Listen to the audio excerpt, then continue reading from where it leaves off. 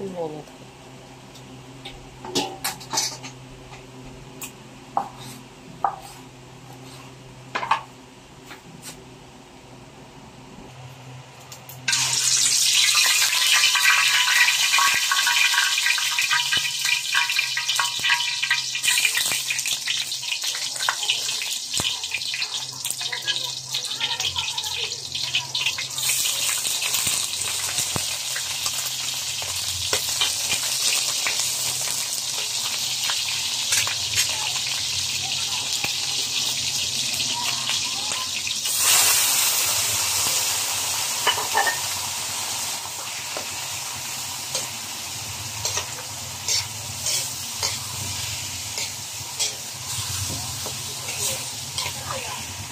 Lagay na natin yung pusit, guys. Nilagay na natin yung pusit, diba? Mag-isa na tayo ng luya, tsaka ng sibuyas. Ito mamaya na natin ilagay yung kanyang tinta, no? So antabayanan natin mamaya-maya, ha? Yan na, guys.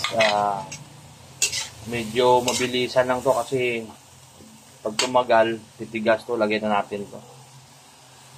Tinta niyan, tinta. Yan yung magpapaitim sa kanya mamaya.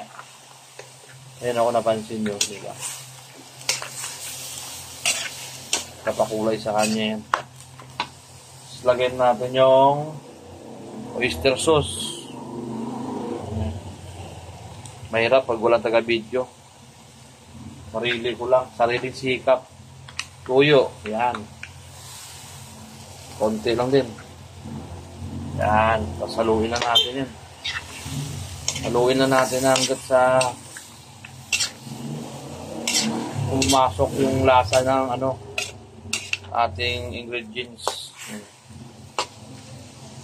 Napakasarap yan. Nanuot na yung lasa ng dyan eh. Luya. Tapos ilagay na natin yung sili, guys. Yan. Maglagay tayo ng asukal, no? Asukal yan, asukal. Para medyo may tamis yan ng konti. Tapos lagay natin ng paminta. Yan. Kunting asin lang, guys, kasi may tuyo na tayo tsaka oyster sauce. Lalasa na yan.